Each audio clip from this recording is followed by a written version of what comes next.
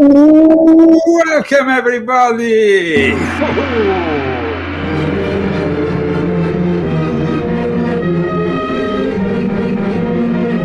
We are back with the Leo Zagami show in the new format with an Illuminati confession, celebrating those confessions. For 20 years, Leo Zagami has been basically describing the New World Order with its very modest approach that was, however, detected by none other than Jeffrey Epstein. In fact, Leo Zagami is in the Epstein files.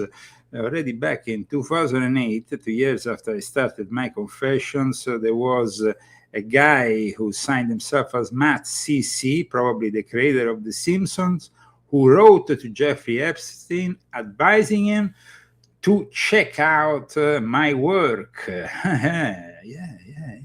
Amongst those helpful websites for learning the nature of the New World Order.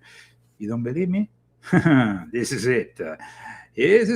Okay, directly from the website of justice.gov. As you can see, Leo Lion Zagami at WordPress back in 2008. There is a link which I'm going to add here in the chat, where you can check out also for yourself this document that talks about the Illuminati families and whatnot. I'm going to, of course, share this link also on the screen so you can have a good look at it. And then this is the actual file. You can scroll.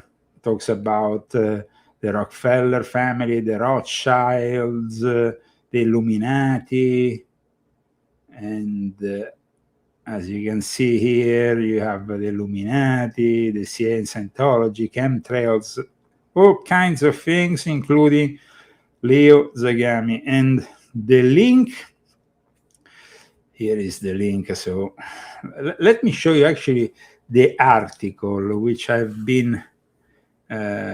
I published a few days ago, which explains you how I got into the Epstein files. I briefly told you already. It was because, of course, I started 20 years ago, and 20 years ago, only few people were talking about these subjects, and even fewer people were actually exposing them directly from within the New World Order and their secret societies. And that, of course, got the attention of Jeffrey Epstein, who, by the way, went with an interview with Bannon confirming, see here you have the website, which I'm going to share also so you have. Here we go.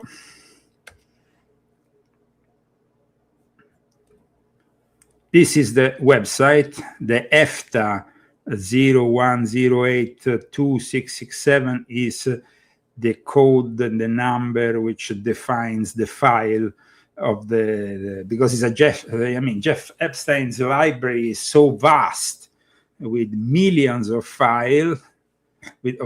Of course, my name was not involved in any nefarious activity, but it was instead mentioned as an expert on the New World Order, because they knew that I was exposing them back then, and they were trying to monitor what was being said. Now, let's explain, though. I've published 2 articles of great importance on my website this week, and we're going to be analyzing even further what I've been saying. One is Leo Zagami, the Illuminati families and their associates are inside the last batch of the Epstein files. The other one is instead regarding the Epstein files confirm the key role of Jeffrey Frankist Viennese banking family and the Rothschilds in the life of young Adolf Hitler. The information that I'm going to reveal today, I'm going to connect a lot of dots for those people who are really interested in knowing the truth. Like this mail that confirms what I've been stating in my book on Jeffrey Epstein. The Epsteins were the Vienna bankers brought their bank on the ring-hence steel Palais Epstein. In fact, in the center of Vienna, you have actually a place, a palace, a neo-Renaissantal palace in the center of Vienna that was constructed by an ancestor of Jeffrey Epstein. When Steve Bannon interviews him, that doesn't come to light. I've been contacted a week ago when my name surfaced on the files by Christian Harris. Christian Harris told me, Leo, your name is in the Epstein files. I said, what do I mean? He formed something called the Trilateral Commission. The Trilateral Commission is some spooky stuff. People said it was some of the people that the Illuminati.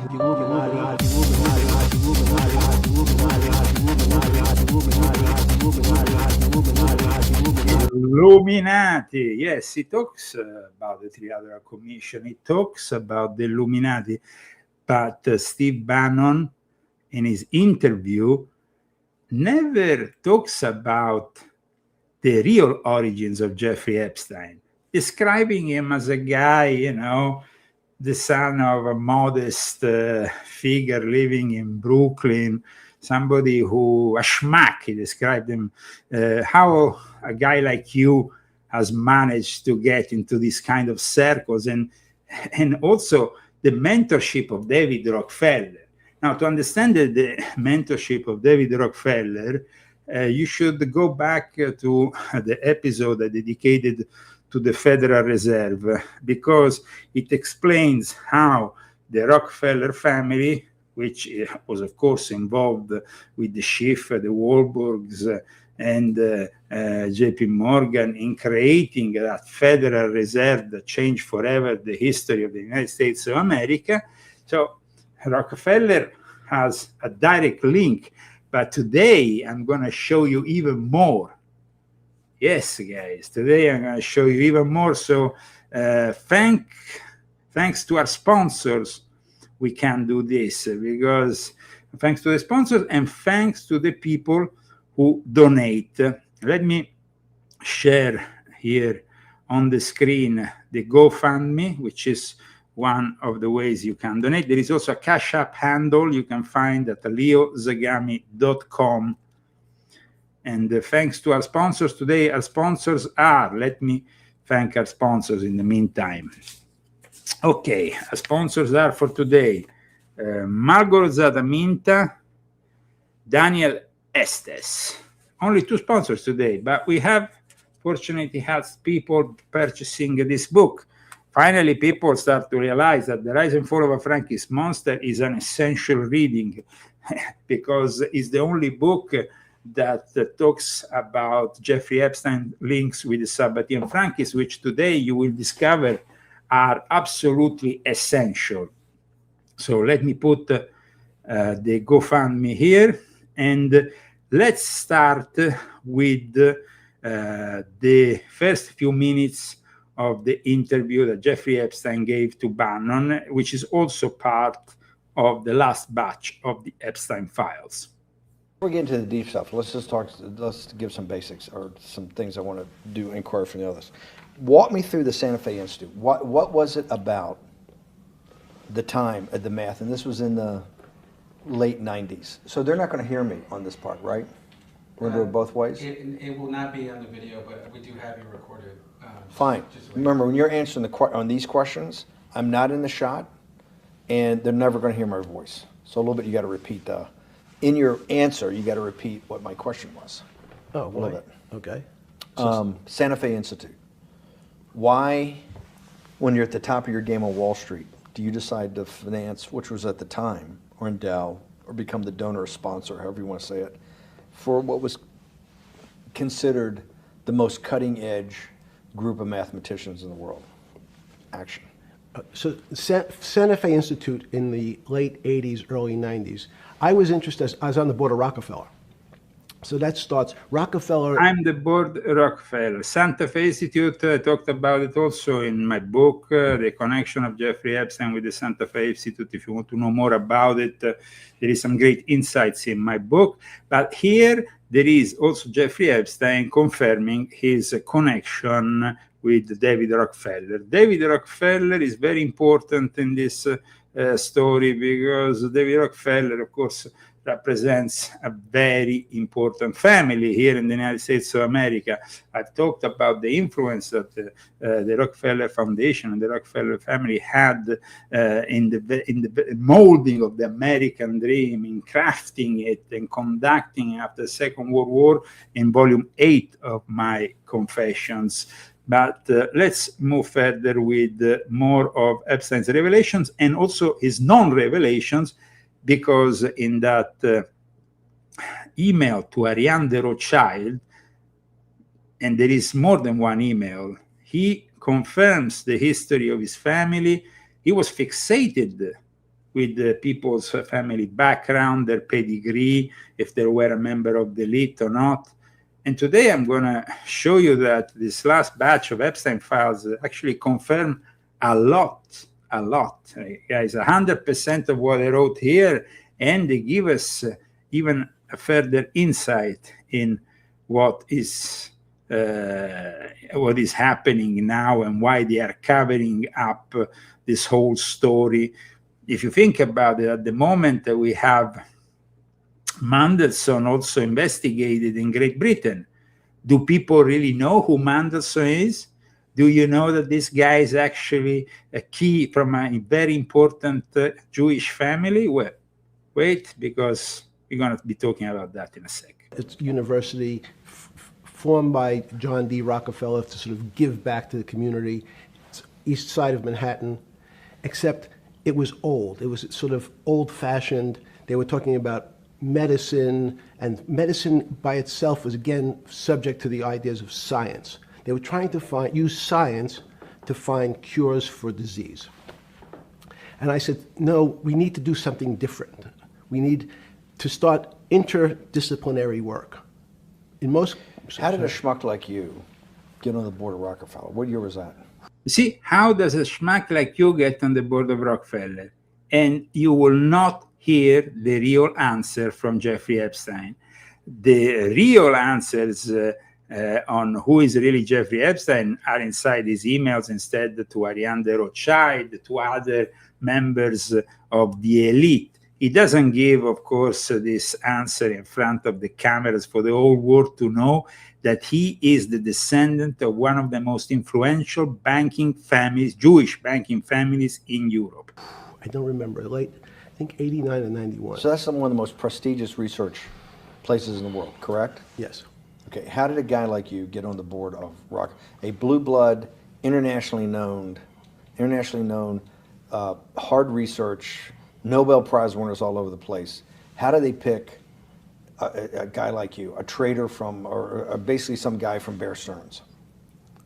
Good question. So I was asked to be on the board of Rockefeller, and I think it was... A good question, but he doesn't give the answer. That's the problem here. He doesn't give the answer. Guys, let me show you a second, once again, this important email from Ariane de Rothschild that clears the matter once and for all on who is Jeffrey Epstein. And now we're going to go into the inside of his family, because here you see the Epsteins were, by the way, financed by three wealthy families, the Gutmans, the Epstein, and the Rothschilds. They actually helped a young Adolf Hitler who was selling his clothes and artwork and living in a shelter. The Epsteins were the big Vienna bankers, bought the bank on the ring hand steel Palais Epstein, who is the ancestor of Jeffrey Epstein, Gustav von Epstein. Let me show you the history of one of the most influential families, because this email confirms it once and for all, and now there can be no more doubt about the Sabbatean Frankist legacy at work here. Prague, Bohemia, Austrian Empire. I also explain why the name of the Bohemian Club is actually based on Bohemia, not on the Bohemian, as is often erroneously thought. And Gustav von Epstein, he was the fourth child of Leopold Epstein, who was the director of the National Bank of the time. The National Bank. Let me show you here. And the problem was, he also, in 1866, the Emperor Franz Joseph bestowed Epstein with the Iron Crown Third Class. The problem was that most of Gustav's fortune was destroyed in the Panic of 1873, partially due to Adolf Tossig, who had speculated with Epstein money before committing suicide that year.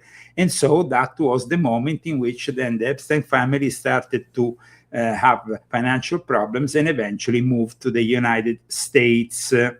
But this gentleman here was the illustrious ancestor, aside from also Leopold Epstein, who actually original name was Lazar Epstein.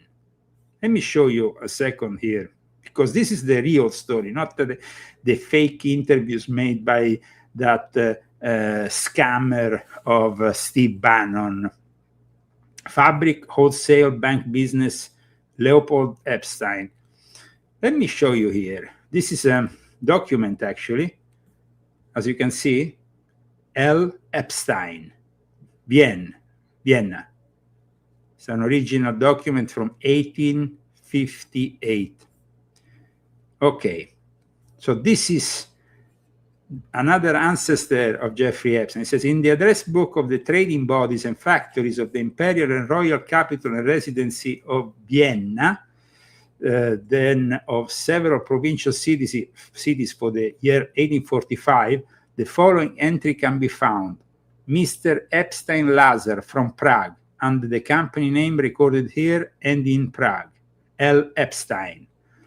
So this L, so here, thanks to their, because they were specialized in the printing of cotton fabrics known as calico printing. This is part of, it's very important, because calico printing refers to a process of printing colored patterns onto plain woven cotton fabric. And they were actually very much involved with this kind of business. The textile industry was very close to the Epstein families, and also the other branch of the Epstein family, the branch in Poland, which was also a very successful branch. Let me show you here the branch in Poland. This is the Evo, basically is the Encyclopedia of Jews in Eastern Europe. And here it says, you remember that in my book I explained that the Sabbatean Frankist epicenter was not only Vienna, but also Poland. I have a whole chapter dedicated to Poland in my book on Jeffrey Epstein. And in fact, the banker industry in Warsaw, Jakub Epstein, was a merchant Polish army officer and Freemason. Then this guy, of course, Epstein, they worked in banking. They were connected to the merchants, and they were also connected to textiles. But they were also connected to the Rothschilds, brokering loans from the Rothschilds in Frankfurt. So the connection with the Rothschild is a very old connection. Mieczysław Epstein, trained as a banker in Berlin, Brussels, and Paris, married Leonid Lambert, daughter of a Brussels private banker and Rothschild representative, in 1855. You see, the Epsteins, also Mieczysław, was involved in a number of manufacturing enterprises in both textiles and heavy industry. But the involvement with the banking is impressive. From 1841, he advised the Ministry of Finance on general economic and trade matters. So also, you see, Jan Epstein traded at various European banking houses and served from 1848 as trade advisor to the State Bank of the Kingdom of Poland. This is the Polish branch, without counting the other branch, the branch in Prague, and they're all connected to the Asiatic Brethren, which I explained was that Masonic order that was created to embrace Sabbatean Frankism, which saw the involvement of a direct relative of Jacob Frank, Moses Dobruska, Thomas Schoenfield, who was nobilitated after, of course, also connected to Vienna and connected to the Illuminati, and then went and lost his life in the French Revolution with another name, Junius Frey. But let's go back to Jeffrey Epstein. He never, ever admits who he is, his family connections. That is really, I mean, if Steve Bannon was a real journalist, he would have known that Jeffrey Epstein became associated with David Rockefeller because of his own family connections. I laugh because the other day I saw some Italian experts talking on Italian TV, and one of them was saying, "Oh, Jeffrey Epstein, well, he was the son of a modest guy who was working at the parking lot in Brooklyn, a guy in charge of a car park." I mean, come on, guys, a car park? Let me show you who was Leopold Epstein, the ancestor of Jeffrey Epstein.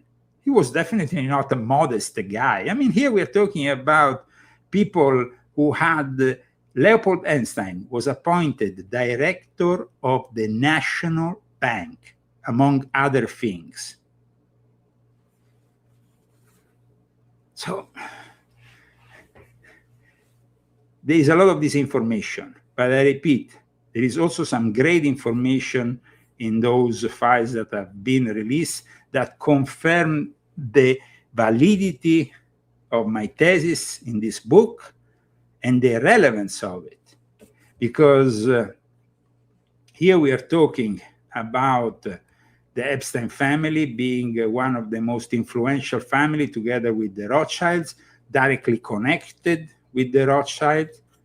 So it's not a surprise when at one point now, today, a few hours before I go on the air, Financial Times publishes an article, how the House of Rothschild became entangled with Epstein, and how basically Jeffrey Epstein intervened directly in the disputes that were tearing apart the family.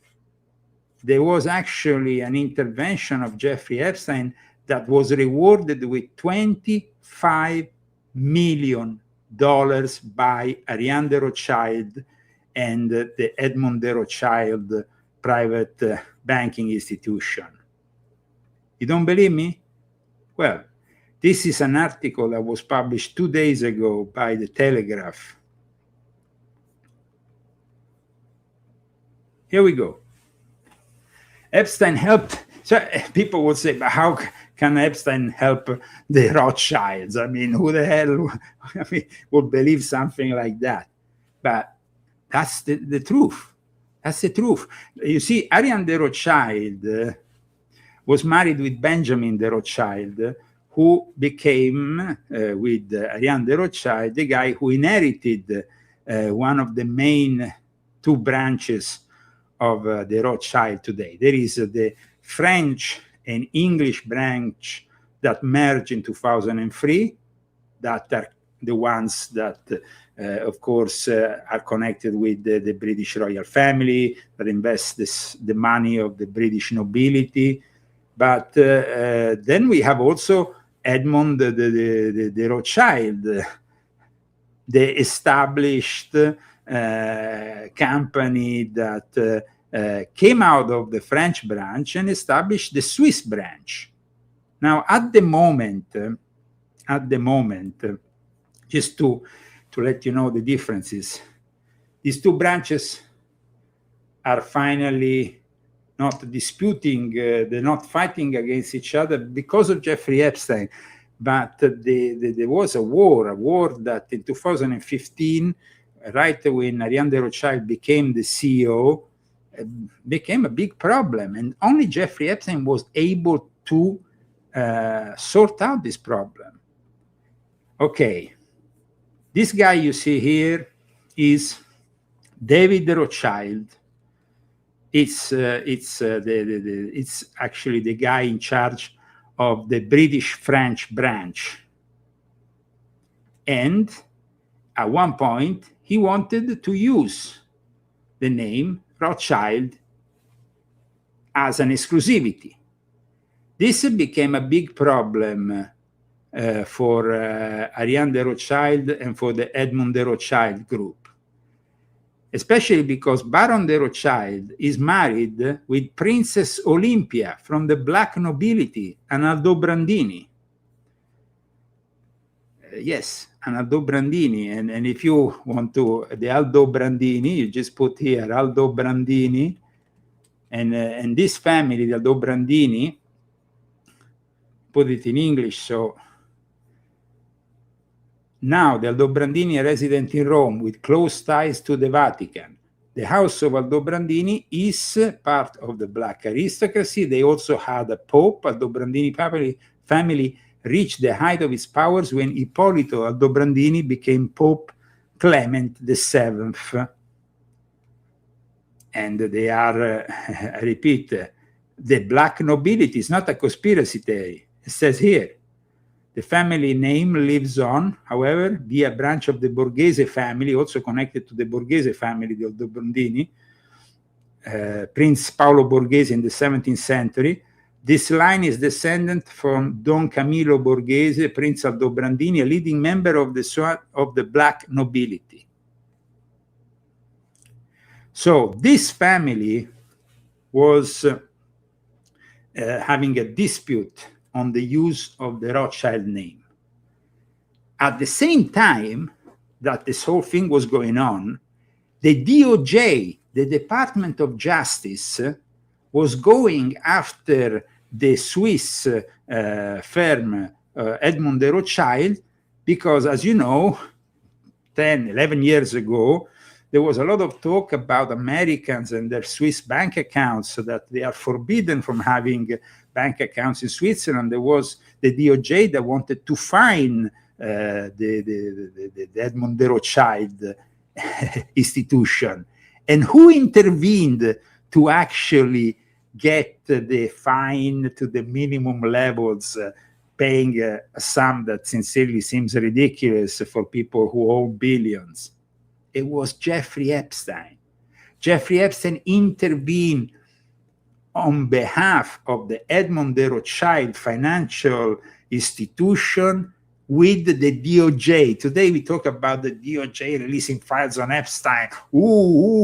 And we see, we going after what? Jeffrey Epstein was actually working on behalf of the Rothschild family to try to get this whole thing in some way. The two rival families were having also a big problem because it wasn't only the name, there was at the time also a big financial problem that was going on. So let me explain you a little bit more.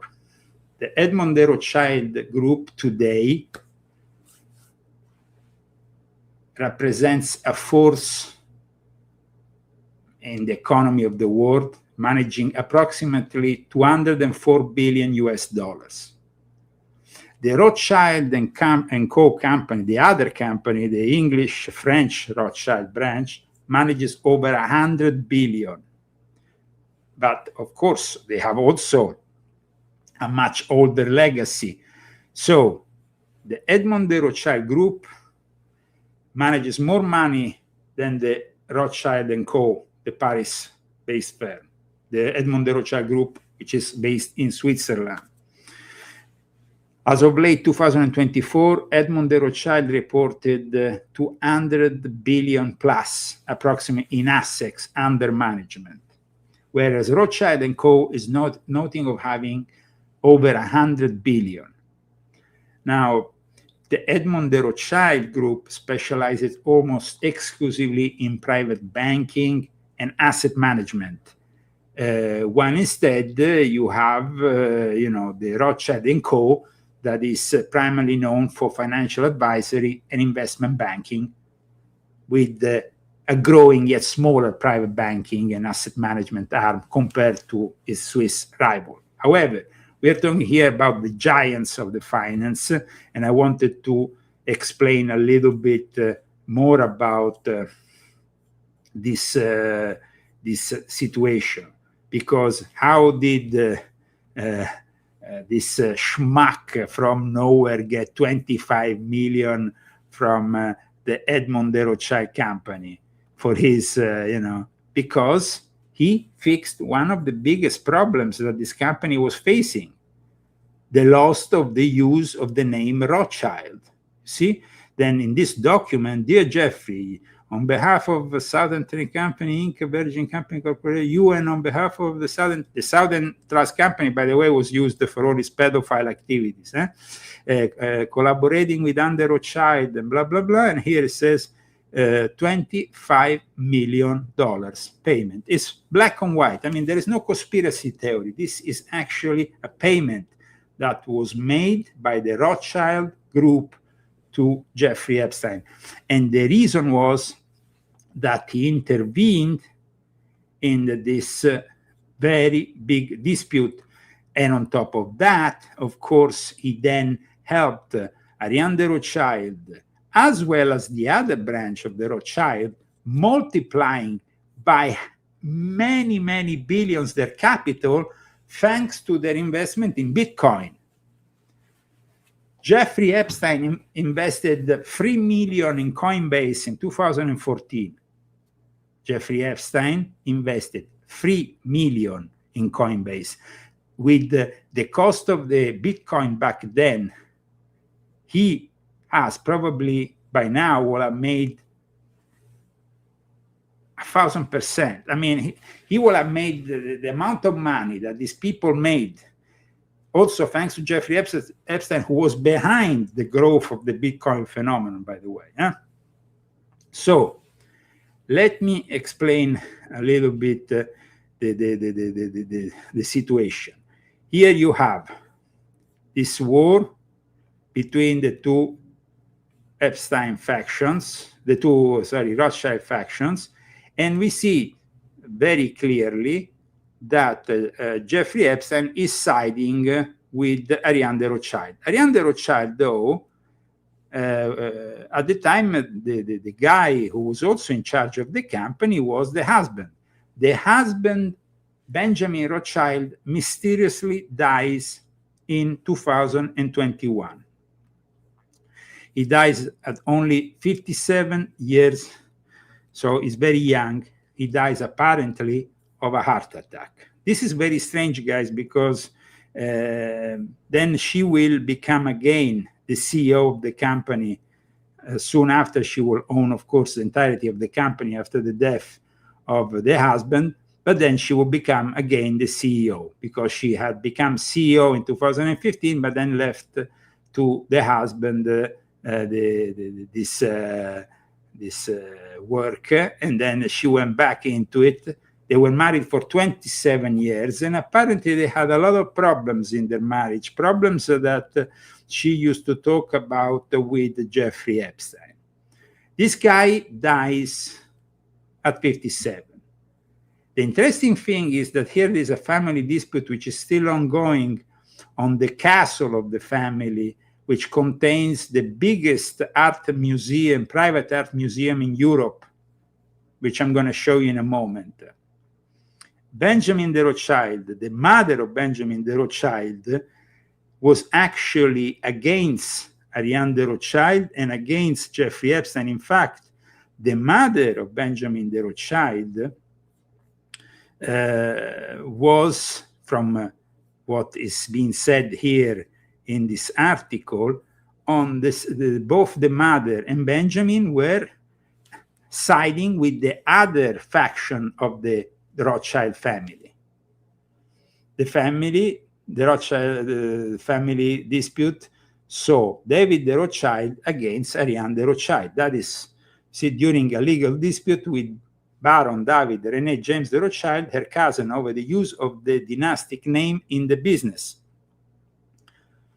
Let me show you here. Rival Rothschilds at war over family name. That dispute, like we stated earlier, was eventually sorted out by Jeffrey Epstein, who was paid also a lot of money for having done that. Epstein, though, said a couple of interesting things here. He said, Baron de Rothschild married aristocratic Italian Olimpa Anna Dobradini, Roman Catholic, in 1974. They actually have 4 children who are also involved very much in the Rothschild family business.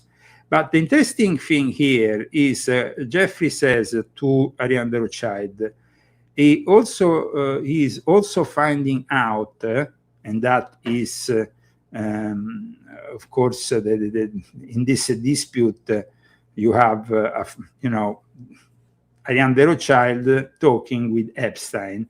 So in one exchange dated April 9, 2015, she wrote to Epstein, "Did you see David's announcement? He was renaming his group Rothschild & Co." That is the problem here. A follow-up note less than 30 minutes later added, "He's getting whipped in the open by a woman, non-Jewish, non-family born, non-banker born."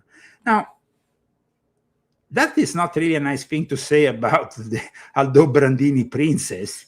Now, if he's referring to her, because he's getting whipped in the open by a woman non-Jewish, it could only be the wife. I mean, maybe somebody else, I don't know. In any case, he's also finding out that he's not all-powerful in Paris.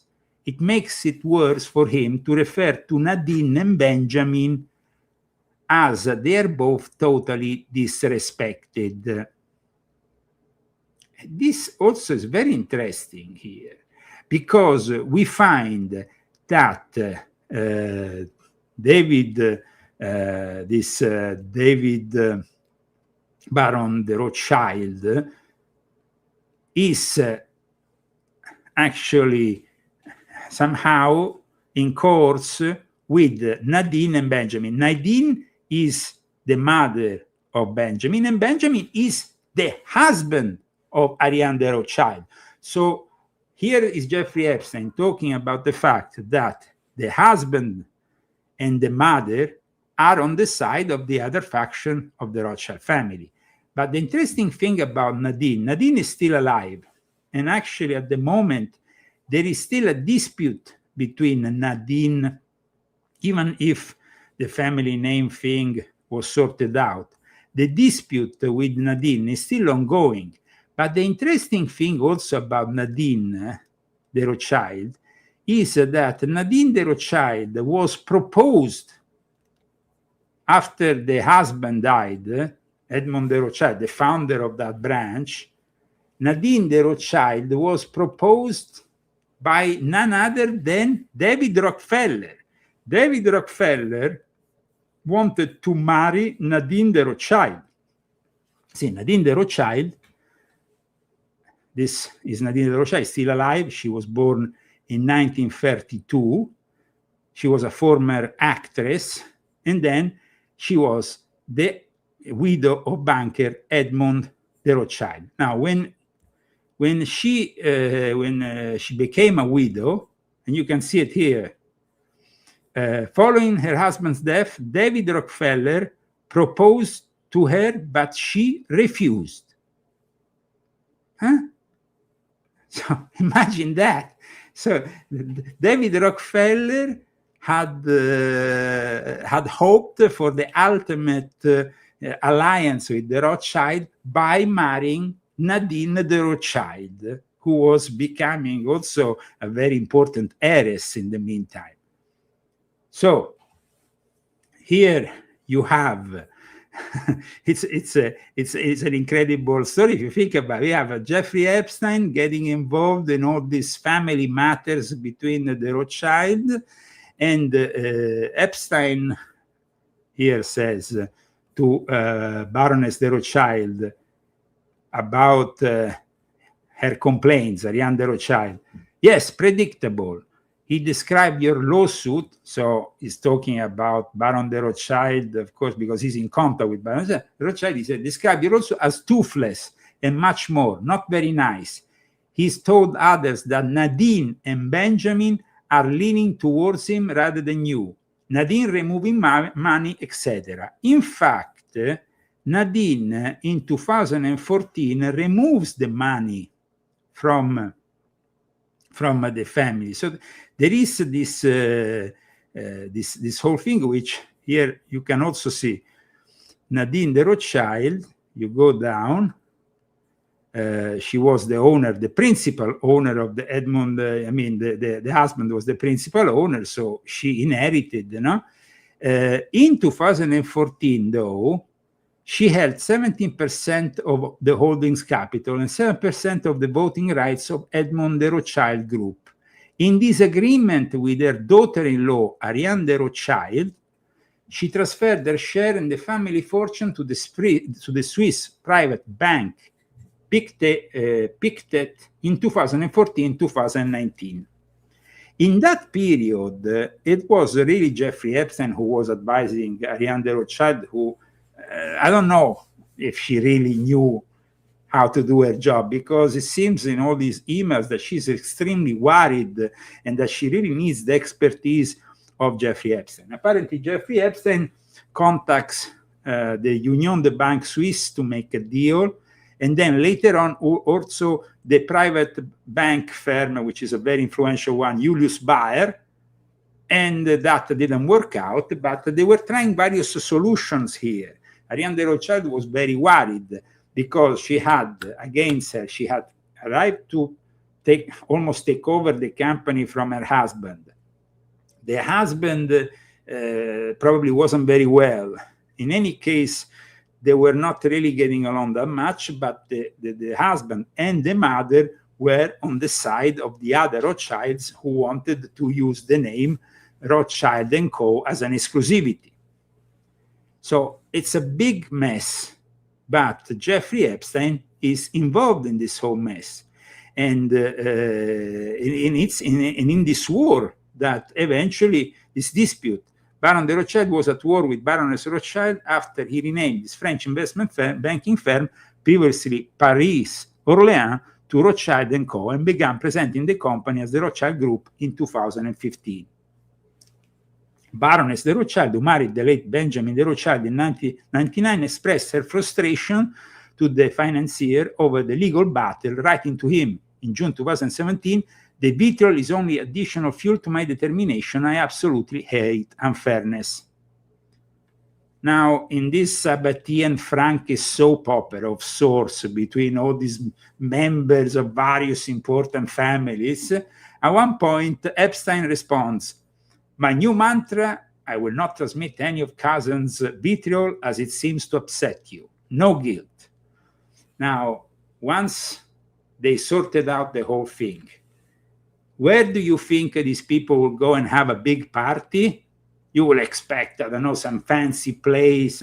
No, the proposal of Jeffrey Epstein is to go all to Cuba in a visit hosted by the Castro family. Guys, there is still people who believe that communism is a real thing. Communism is a fraud.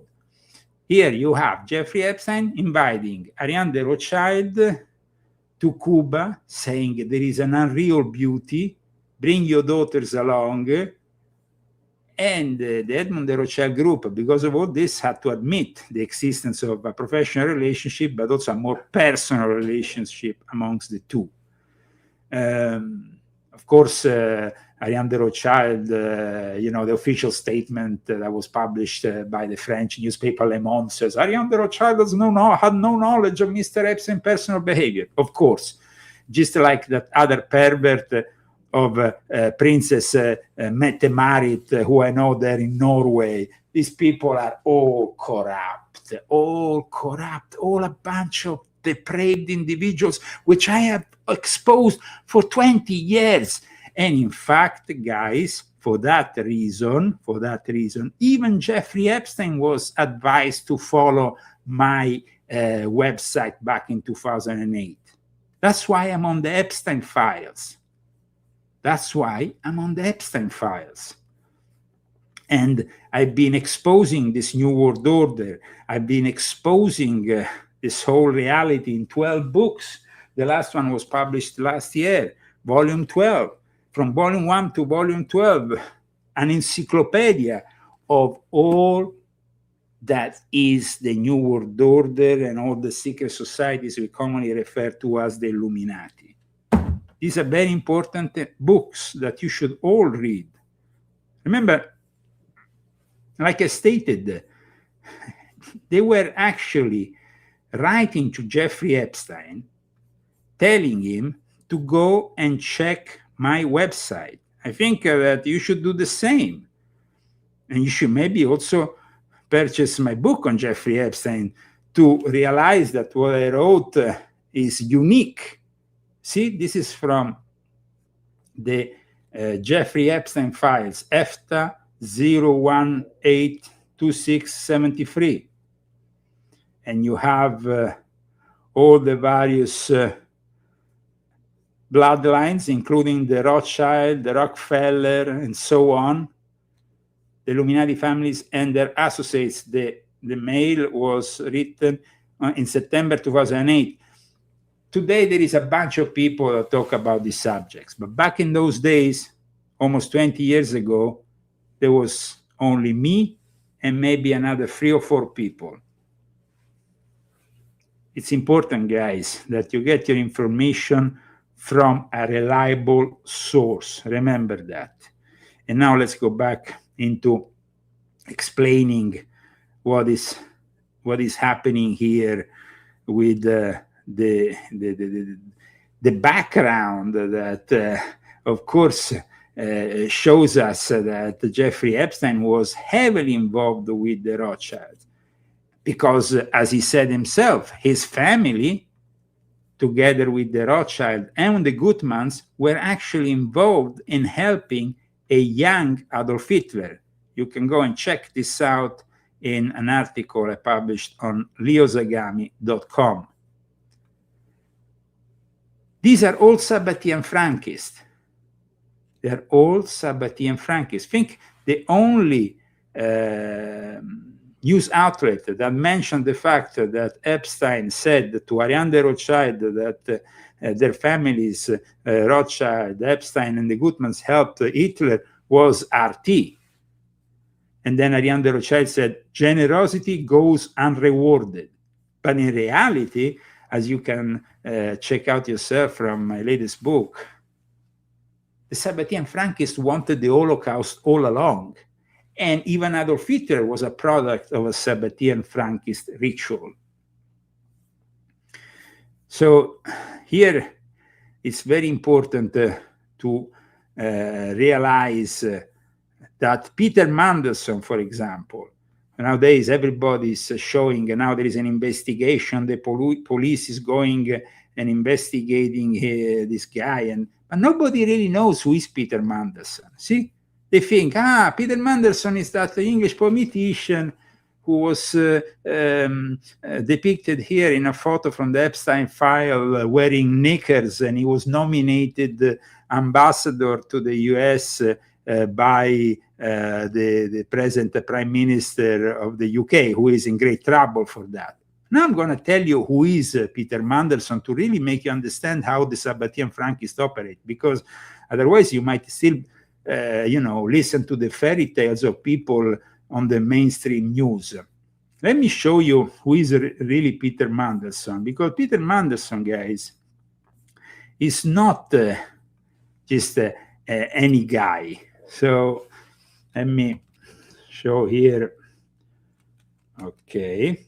Lord Mandelson, by the way, or former Lord now. The police has been investigating his properties. For those who don't know who he is here in the United States of America, we are talking about one of the most influential politicians of the Labour Party in Great Britain for the last 30 years, maybe even 40.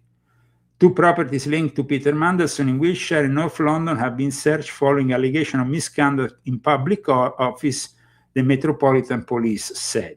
He apparently sold, in October 2008, Mandelson was, though, the subject of mass press speculation when it was reported that British-born Canadian financier Nathaniel Rothschild, Fifth Baron Rothschild, and the Russian oligarch Deripaska had met Mandelson when stayed in order to attend a party held by the Rothschild. This is very important because Peter Mandelson is actually from a very influential Jewish family.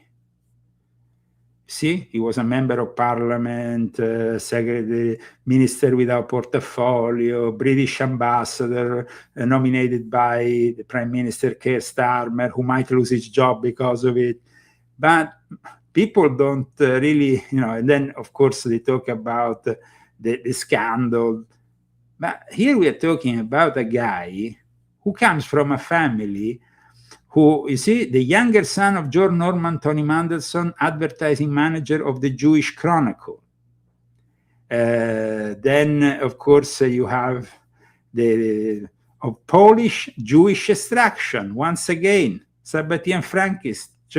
His grandfather, Norman Mandelson, founded the Aror United Synagogue. And this is a very important thing because this synagogue is a very influential synagogue.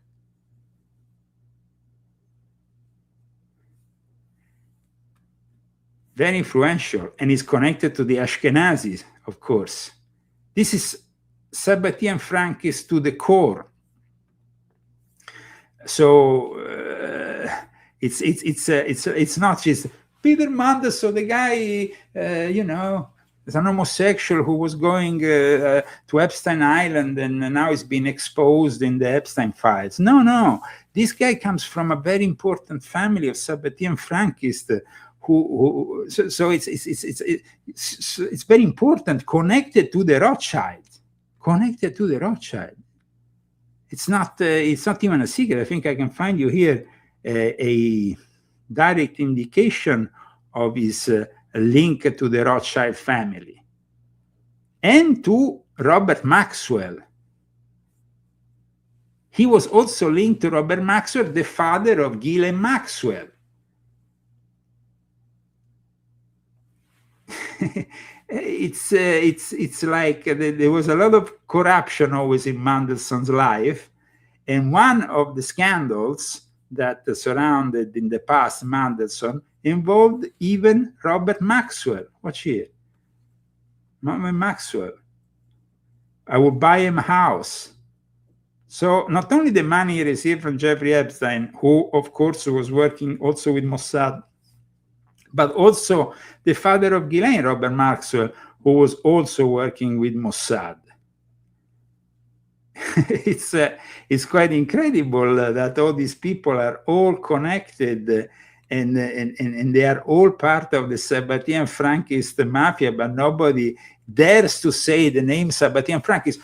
Why is it that Leo Zagami is one of the few people who talks about the connection between Epstein and the Sabbatean Frankists, and the only one who has published a book, The Rise and Fall of a Frankist Monster, based on these links?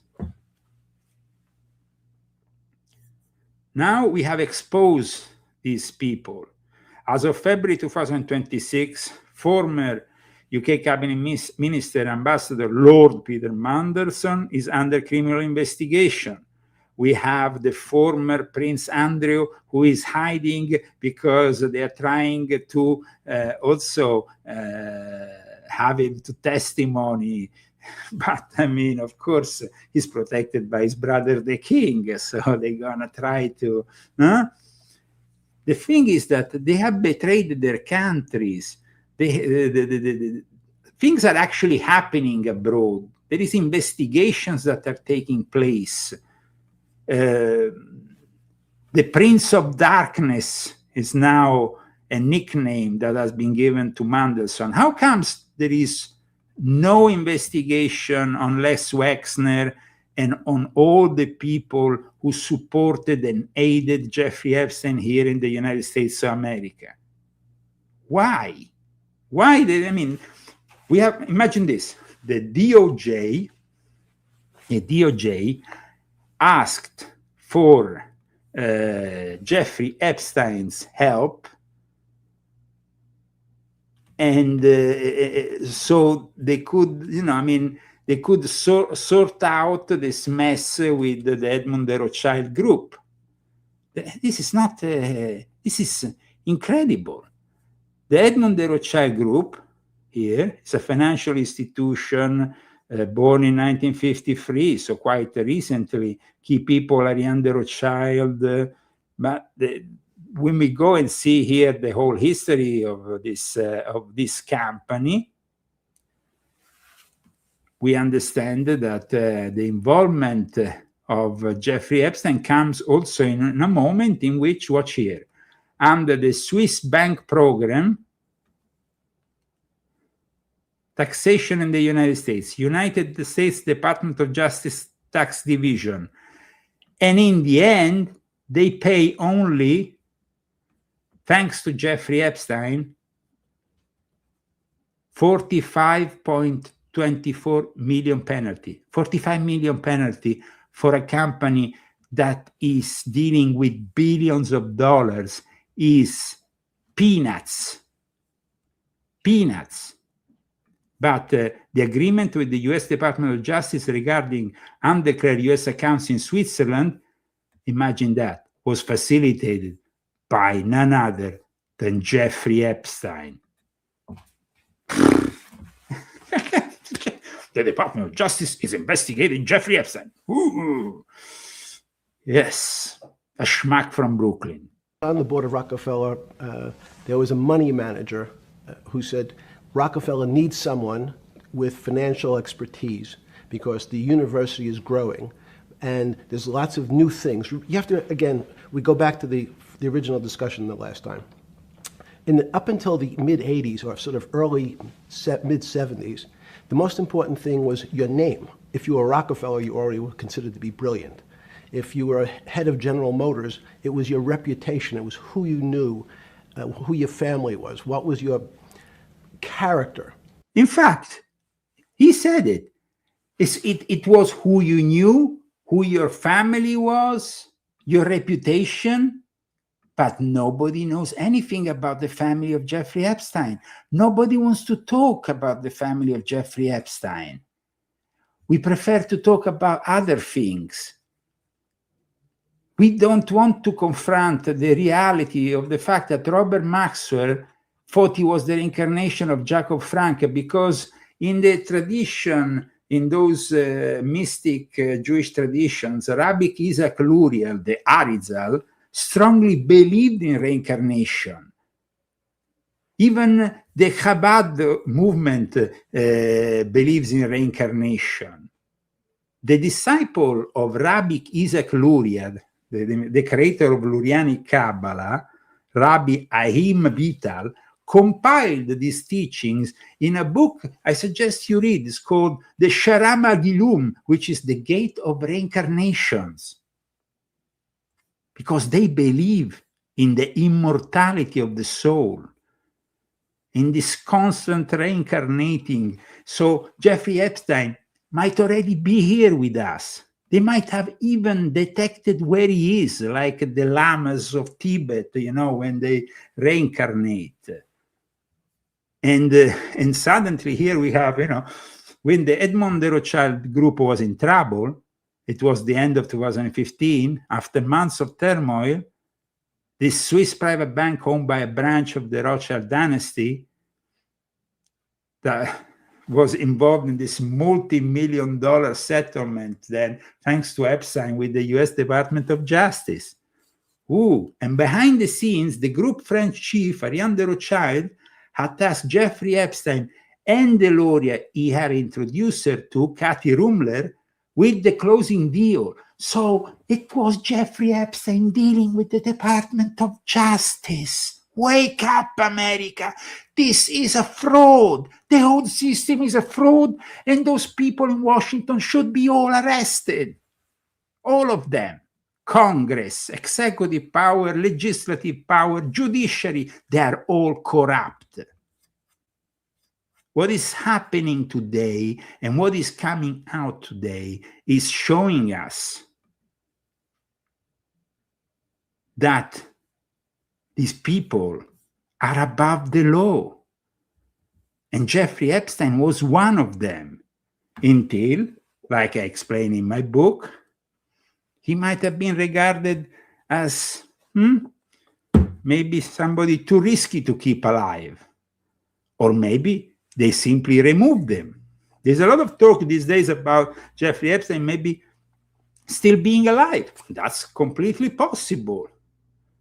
There is some very weird things that came out of this latest batch of Epstein files. But in any case, it was under the Trump administration that he was eliminated, and that his testimony that could have finally exposed all the rich and powerful elite. Now, well, his testimony, guys, was not, unfortunately, for this timeline. Maybe there is another alternative timeline in the universe, in the multiverse, where Jeffrey Epstein finally exposes everybody and where there is justice for his victims. Not in this timeline. And then in the mid-70s, basically, if you remember, you probably had a calculator. It was very advanced in those days to have a Texas Instrument calculator, where it could, by putting in the numbers, it would multiply for you to do square roots. And that was the first, and everyone who had a calculator was already advanced on Wall Street. A simple calculator, almost like your accountant. The most important parts of business were really now going to calculations. So it's not only mathematics, but it's things that could be calculated. Reputation couldn't be calculated. I could give you, are you a 10 on a reputation scale, an 8? What does it mean to have a measurement of your reputation? We'll get to that later. Somebody says, for someone as smart as Leo Zagami, it's amazing that he didn't immediately recognize that instead decided to drink the Kool-Aid that Alex Jones and Trump were selling. Listen, my friend, I was having a lot of problems in Italy. I needed allies. Eventually, I came to America. I'm now an American citizen. And now, protected by the First Amendment, I can finally say what I think. I was about to be murdered in Europe if I stayed there. So maybe you should shut up and read my books and study a little bit better what Leo Zagami was subject to after his first revelations. So remember, his 20 years of Illuminati confessions, and even Jeffrey Epstein knew about them. But people, places like Rockefeller needed someone to say, look, we're entering a different world where numbers and the numbers of companies, portfolio management was going to be balanced. It was going to be statistical. Jeffrey, could you come on the board? Potentially sit on the finance committee, Nancy Kissinger and a bunch of other people. And David Rockefeller and I got along very well. He was this unbelievable human being. Respectful to everyone. He introduced his driver as his colleague, not his driver. He would never say, this is my driver. He said, it's my colleague. And David started to explain to me world politics. So David would say, Jeffrey, money is going to be sort of the most important things. People don't understand money. You seem to have this knack for money. I said to David, tell me about your life. What was the worst and the best part of your life? So David said, when I grew up, everyone knew I was a Rockefeller. They didn't know that my father told me he would not leave me a dime. No money. But every time we went out to eat, me and my 5 friends at school, they would leave me the bill. They would expect me to pick up the check because I was a Rockefeller. And he said, I was chairman of Chase Bank. And he said, I remember like it was yesterday, one of the headlines in Time magazine said, David please fire yourself. So he thought that there was a world that existed that would be a combination of both politics and business and leadership. What do I mean? He formed something called the Trilateral Commission. The Trilateral Commission is some spooky stuff. People said it was something the Illuminati, was some mystery about it. People that ran. People supporting the Leo Zagami show, Illuminati News. 20 years of Illuminati confessions in all our platforms. And I see you next week. Guys, remember, this kind of content you can find only here. Only here.